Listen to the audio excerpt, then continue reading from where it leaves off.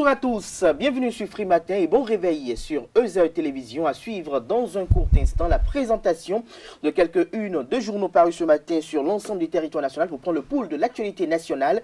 Le bulletin matinal d'information de ce matin sur Free Matin sera une présentation de Tatiana Aranda qui est déjà installée à ma droite sur ce plateau. Bonjour à vous.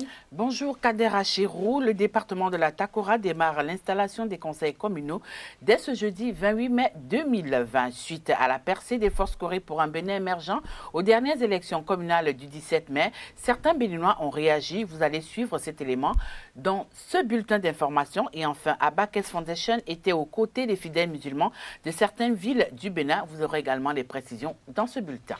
Dans le débat, juste après le bulletin matinal d'information, je dirais dans le commentaire de l'actualité avec Carles Kitomé, il sera question d'apprécier et de lancer quelques projections au sujet de la politique de développement que va adopter les prochains maires qui seront installés dans quelques jours. Carles Kitomé, déjà à ma gauche, bonjour à vous. Bonjour Abdelkader Achirou. C'est vrai que les conseils communaux seront mis en place, ont déjà commencé à être mis en place déjà et il reste maintenant à voir le défi du développement qu'il faudrait forcément relever. Plusieurs défis s'imposent. Merci de vous installer, chers amis internautes, très confortablement.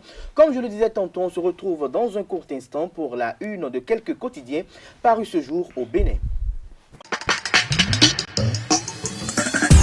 Bonjour à nouveau chers amis internautes, nous démarrons comme il est de coutume tous les matins par la manchette de l'informateur qui a titré ce matin « Tir maladroit du PCB contre le maire sortant de Boycon, les Cotonois solidaires de Luc Atropos », des précisions à la page 3 de la parution de ce matin de l'informateur. En deuxième titre à la une de l'informateur de ce matin, communal de 2020, calendrier complet de l'installation des conseils communaux et de l'élection des maires et de leurs adjoints. Les détails à la page 6 de la parution de ce matin de l'informateur qui titre également à la une ce matin, amélioration du climat des affaires, le gouvernement prend de nouvelles mesures, la TVA non consommée remboursée. Des précisions dans les codes de la parution de ce matin de l'informateur. L'oreille droite de la une de ce matin de l'informateur à travers un titre qui dit économie, le Canva ou le Made in Benin à prix accessible, vous invite à découvrir dans les codes de sa parution de ce matin le journal École des étudiants en journalisme à l'École supérieure d'administration, d'économie, de journalisme et des métiers de l'audiovisuel, ESAE. Nous passons à présent à la dépêche qui titre en manchette ce matin avec une caricature assez expressive. Communal de 2020 et contrôle des municipalités, fratricide guerre entre le bloc républicain et l'Union progressiste. Plus de détails à la page 3 de la parution de ce matin du Canard. Le révélateur du jour à présent, élection communale, le député Ablaye Gounou opine sur les résultats. Des précisions à la page 4 de la parution de ce matin du quotidien. L'affiche du jour avec les deux logos des partis politiques Union progressiste et Bloc républicain. Titre, performance de l'UP et du BR aux élections communales et municipales de 2020. Un score flatteur pour les partis de la majorité présidentielle. Plus de détails dans les codes de la parution de ce matin du Canard. Le quotidien de service public en manchette ce matin. Conseil national de l'éducation, la protection des acteurs de l'école préoccupe. Des détails à la page 2 de la parution de ce matin du quotidien. Le Béninois libéré en manchette de ce matin. Supposé abus de confiance de l'honorable Agbonon. De l'honorable Agongbonon faux, il n'a jamais été condamné, il a été totalement blanchi suivant l'extrait du jugement numéro 759-3FD-18 du 7 décembre 2018. Matin libre en manchette ce matin. Élection des maires et respect des textes, la volonté de talent à l'épreuve du terrain. Des détails à la page 2 de la page de ce matin du Canard. Affaire libération présumée d'un terroriste. Débat vif hier à la Cour de répression des infractions économiques et du terrorisme. Criette, le compte rendu vous est publié à la page 5 de la page de ce matin du quotidien Matin Libre. Nous passons à présent au quotidien Le Matin qui titre à la une ce matin Doing Business secteur privé au Bénin. Des réformes pour l'amélioration du climat des affaires au Bénin. Plus de détails dans les codes de la page de ce matin du Canard. Nous passons à présent à Le Matinal qui titre en manchette ce matin installation programmée des conseils communaux, chronogramme de l'élection des nouveaux maires. Le compte à rebours a commencé selon le confrère. Les préfets convoquent les conseillers. Les 61 conseils peuvent élire les maires sans alliance. Le Bénin renforce sa démocratie à la base. Des détails aux pages 9 et 11 de la parution de ce matin du quotidien Le Matinal. Le Télégramme pour mettre un terme à la une des journaux de ce matin à faire libération d'un présumé terroriste. Le procureur de Kandé et son substitut déposé à la prison civile d'Apro Misrete. Des détails à la page 10 de la parution de ce matin du Canard et piraterie piraterie maritime, libération au Nigeria des 8 marins enlevés dans les eaux du Bénin. Des détails à la page 6 de la parution de ce matin du quotidien Le Télégramme. Ce sera tout pour la présentation de quelques-unes de journaux parus ce matin au Bénin. Les quotidiens sont disponibles dans les kiosques au prix de 300 francs CFA et sont également disponibles en ligne. Nous passons à présent au bulletin matinal d'information de ce matin sur Free Matin avec Tatiana Aranda. Bonjour chers amis internautes, chers téléspectateurs, nous démarrons ce bulletin d'information par cette brève. Dès le jeudi prochain, 28 mai 2020, la 4e mandature des conseils communaux du département de la Takora sera installée. En effet, selon une programmation faite par le prophète de ce département, l'installation des nouveaux élus locaux va démarrer avec les communes de Bukumbe et de Materi. Et le vendredi, ce sera le tour des conseillers communaux de Kobli et de Tukuntuna. Et le samedi, c'est le conseil communal de Natitengu qui sera installé. Puis l'installation se poursuivra avec le conseil communal de Kwandé, de Tangueta le 2 juin et les conseils de Peunko et de Kéru boucleront cette série d'installations le mercredi 3 juin 2020. Faut-il encore le préciser? Dans le cadre de ces installations, le chef de l'État, Patrice Talon, a donné des instructions aux préfets des 12 départements afin que tout se déroule dans le respect des lois de la décentralisation. Depuis le 21 mai dernier, les élections communales et municipales ont été proclamées. Les résultats des urnes ont surpris quelques Béninois, surtout la percée des forces Corée pour un Bénin émergent. Que pensent les Béninois de la ville de Cotonou de ce réveil des FCBE? Vous suivrez leur réaction à travers cet élément réalisé par Jean-Didier Esseka et Jefté Unge. Dans ces élections de proximité, il y a beaucoup de leçons. Et c'est le pouvoir en place qui devrait tirer leçon. Malgré le peu de gens sortis pour voter, mais le pouvoir a été sanctionné. Je dirais bien, c'est un vote sanction. Si vous prenez FCBE, vous avez vu, les gens n'espéraient pas que FCBE allait réunir les 10%. Non. Mais il les a surpris. Ces élections communales nous donnent beaucoup de choses à retenir.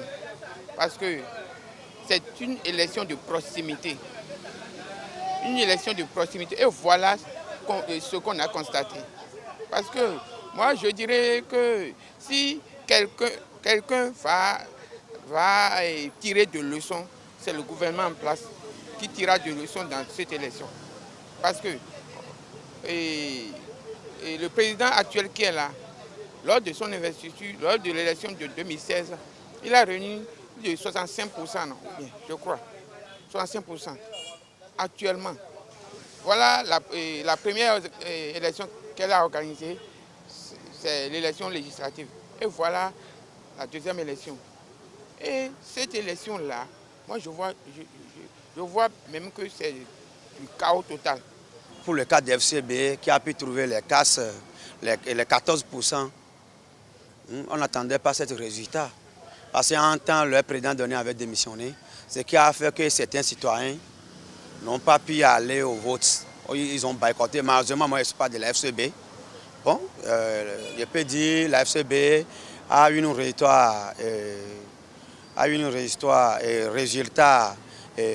remontada. Parce qu'aujourd'hui, la FCB a déjà 7 communes déjà en main. Nous n'attendons pas cela. Il y a un travail excellent que le secrétaire exécutif n'a pas à faire. On doit les féliciter. Vous voyez. Et le cas de UP aujourd'hui, qui est une majorité absolue, a déjà 34 communes en main, 39% déjà. Les nouveaux aspirants au métier d'enseignant composeront le samedi 13 juin 2020. Ce nouveau test de recrutement prend en compte les enseignants des maternelles, primaires et du secondaire. Dans un communiqué conjoint signé des 2 ministres, à savoir Saliman Karimou et Maounion Kakbo, c'est à partir du 2 juin que les numéros de table et les centres de composition seront affichés. Pour les candidats de la maternelle, ils vont composer dans les matières pédagogie appliquée. Ceux du primaire seront évalués dans les communications écrites et les mathématiques. Quant à ceux du secondaire, ils devront affronter les épreuves de culture générale et une épreuve spécialisée selon la matière enseignée. Ce bulletin d'information se poursuit dans un tout autre registre. La célébration de la fête du Ramadan de cette année a marqué les esprits des fidèles musulmans par la pandémie du Covid-19. Ainsi, après 30 jours de jeûne, la communauté musulmane a fêté dans une ambiance particulière cette année. Quelques fidèles rencontrés dans la ville de Cotonou en parlent au micro de Jacques Magnon d'Almeida et d'Ivan Loïc Aïssou. Comme il y a la pandémie, la loi nous a interdit de se regrouper dans les grands lieux là. Et chacun a dû fêter chez lui. Et ce qui fait, Inch'Allah, moi en tant qu'imam Ratibi, j'ai organisé ici, chez moi, avec ma famille et certaines fidèles qui aiment venir avec moi la prière. Et c'est de là, hier, on a dû fêter ici, on a fait les 2 nafilas ici. C'est du jamais vu. Et bon, lorsque c'est venu,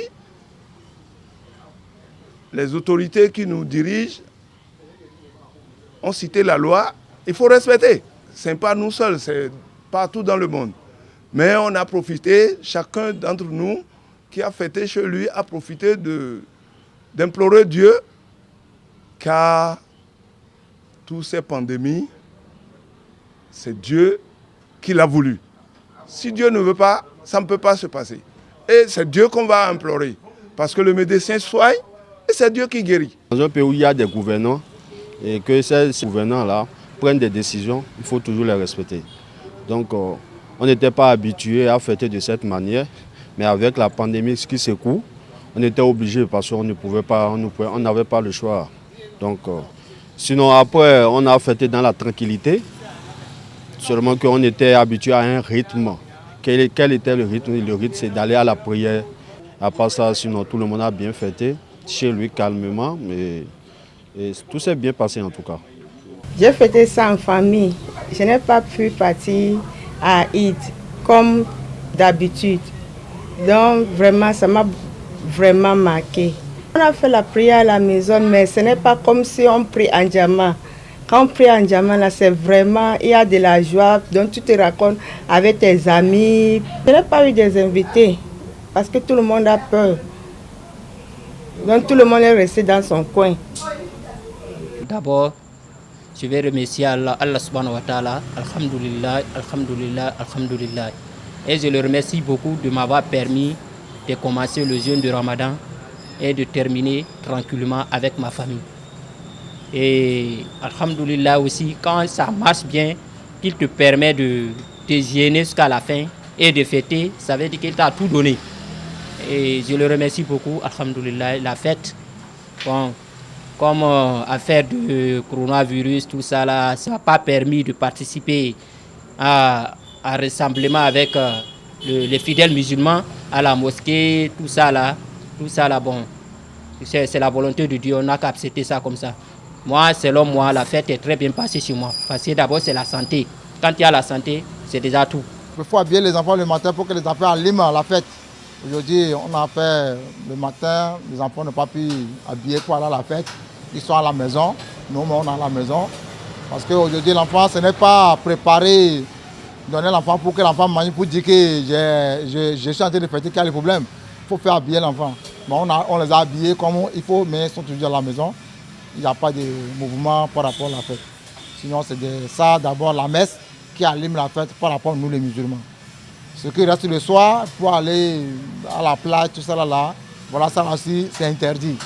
Donc vraiment, on a prié seulement à notre manière, que Dieu soit avec nous, que la paix soit partout. Les fidèles musulmans des villes de Cotonou, Abomey-Calavi et certaines contrées du Bénin ont reçu des vivres d'Abakès Foundation qui a tenu à être à leur côté pour achever ce mois béni de Ramadan. Larios Adjagbeno était présent à toutes les étapes. Reportage. Assister les fidèles musulmans, surtout les plus démunis, à bien terminer le mois béni du jeûne. Sherita Walter, la coordonnatrice nationale d'Abakès Foundation et ses collaborateurs distribuent des kits de vivres dans certains quartiers de Cotonou et d'Abomey-Calavi. De la mosquée d'Akwakwa Toklegbe à la mosquée centrale de Kokokodi en passant par Dantokwa Djonké et Zongo, 1 millier de musulmans ont été touchés. Pour ce qui est de la distribution des sacs contenant les vivres pour les musulmans, lesquels sacs contiennent du riz, du sucre, de la sardine et bien d'autres ingrédients qui contribuent quand même à l'assaisonnement d'un bon mets, on a distribué environ près de 200 sacs à chaque endroit.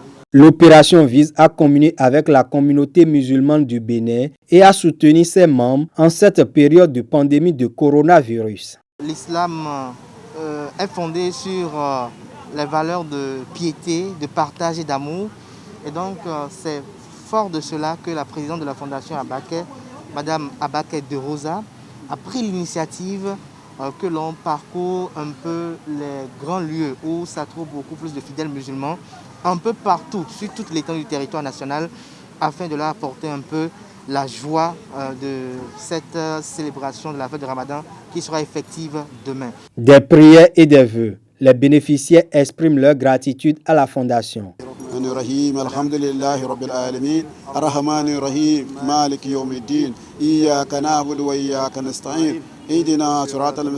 Abaké Fondation ne kusa muna addu'a Allah taimaka Allah ba mu sa da rabo mai albarka Allah ka bi ba da mu masha Allah. Donc c'est une grande joie pour nous.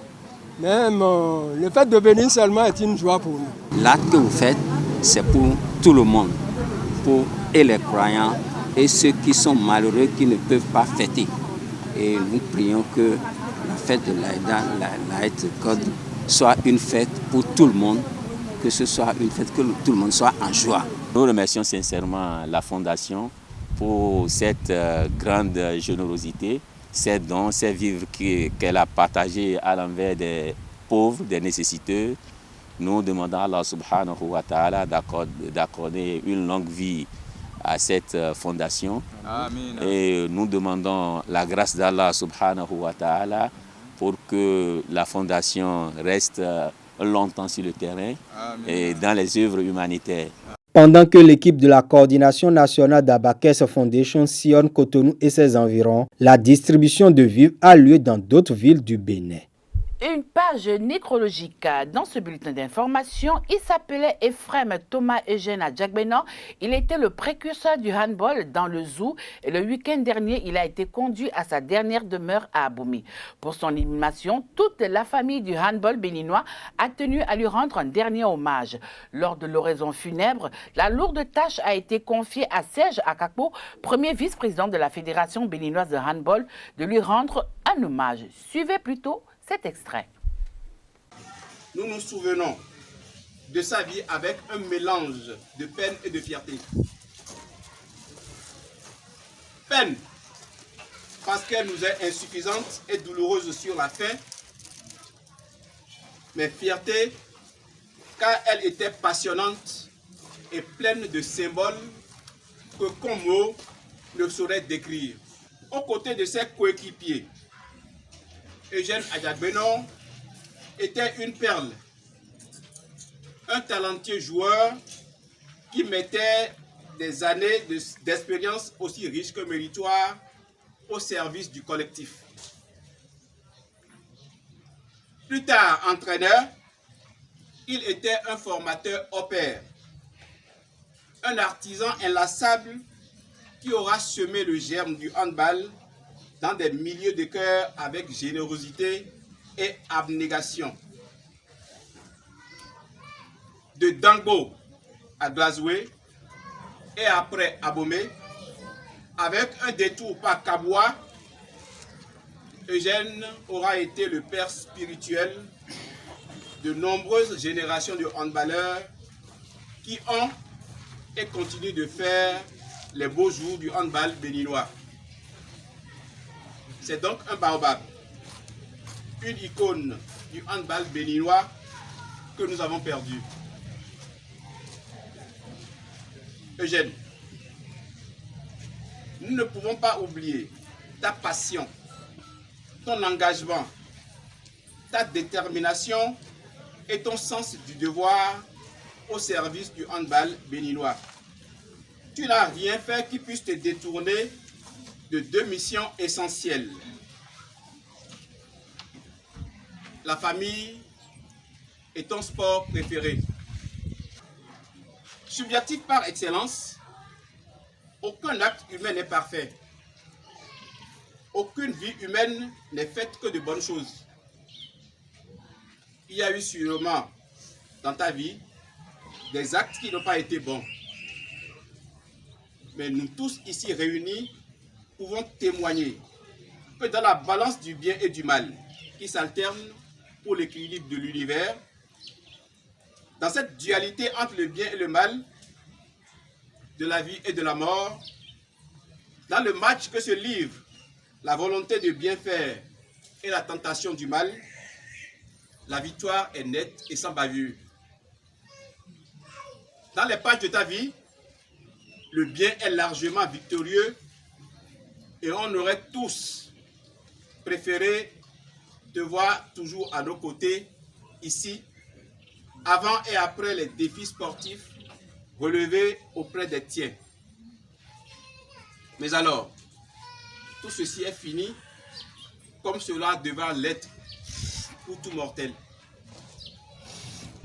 À cet instant où nous te faisons nos adieux, nous, tes enfants et tes amis de la famille du handball, confions ton âme au Père éternel, convaincu dans la foi qu'elle trouvera le repos éternel en lui. Eugène, va et repose en paix. La famille du handball et le monde sportif béninois ne t'oublieront point.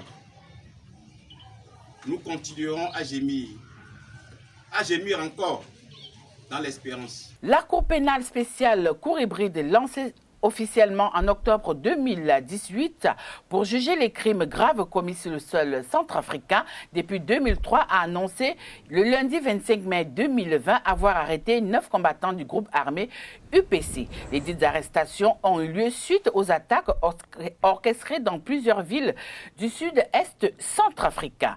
Vu l'ampleur de ces attaques, la Cour pénale spéciale les a qualifiées de généralisées et systématiques sur les populations civiles. Dans sa déclaration, la Cour a rappelé avoir mis en garde les acteurs des violations graves des droits de l'homme et du droit international humanitaire dans ces localités. Ces arrestations s'ajoutent aux 9 qui ont été réalisées par la MINUSCA à la demande de la Cour en délai dans le nord de la Centrafrique.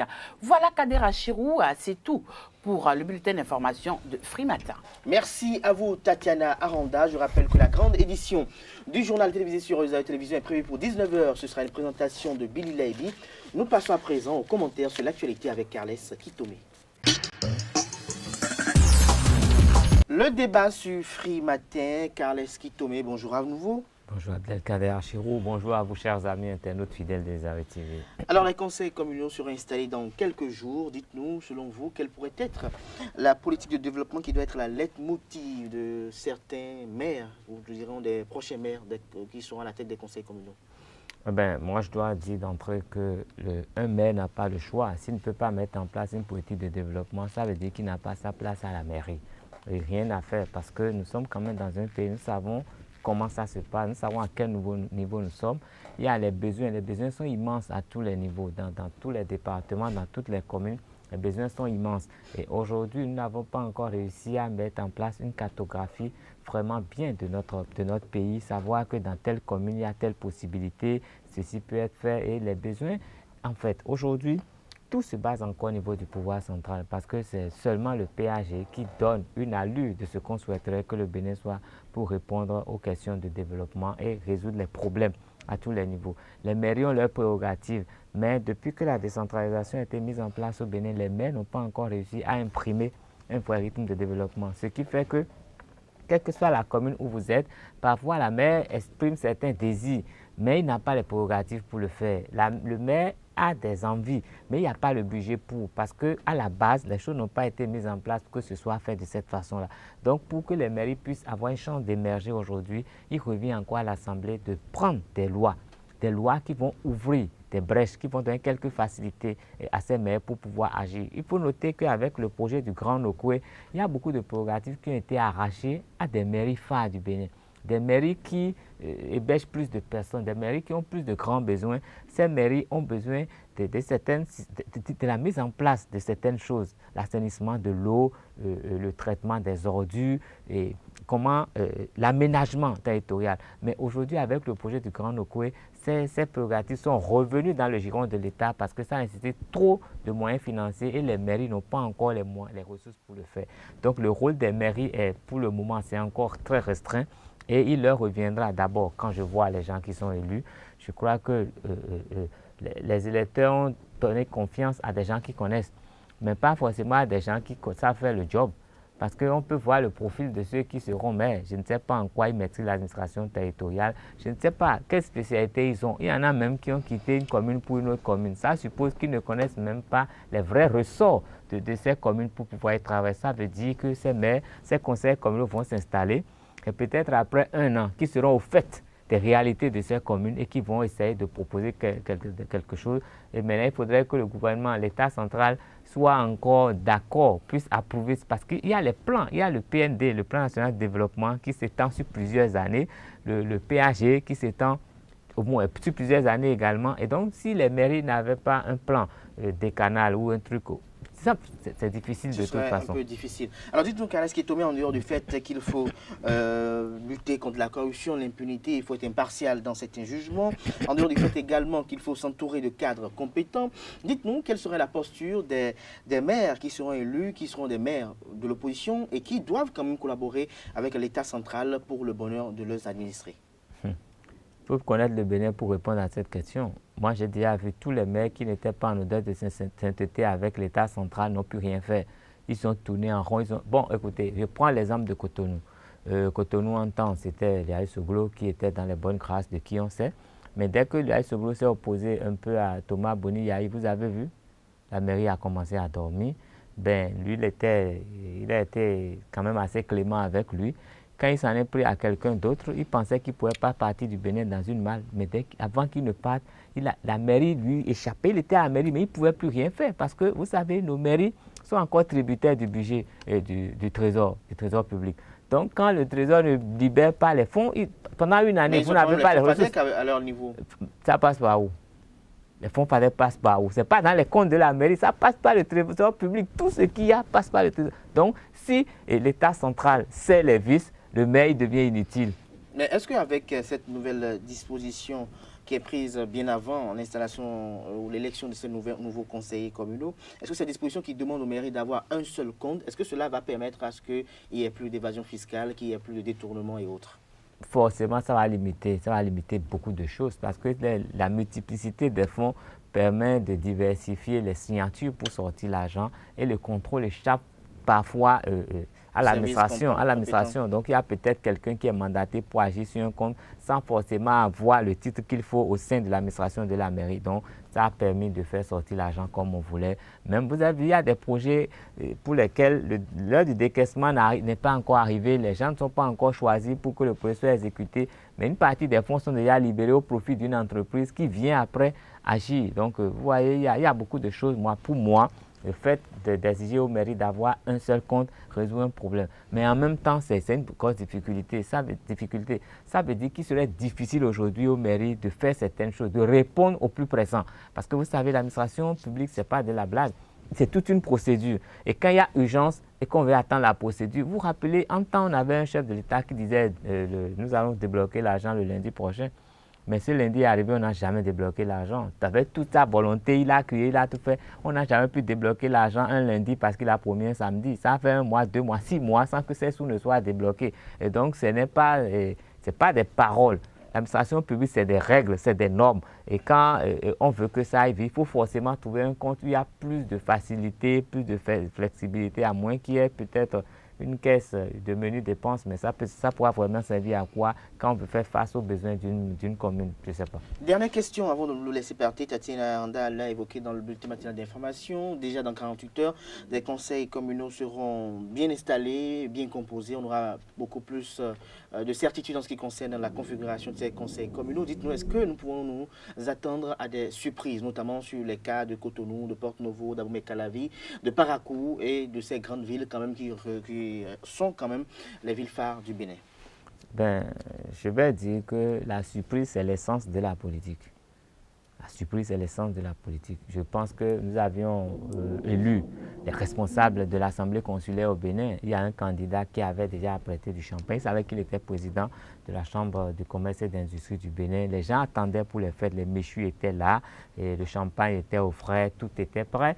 Mais arrivé là-bas, il a suffi d'une pause pour qu'on l'informe que les manœuvres n'ont plus fonctionné, que c'était quelqu'un d'autre.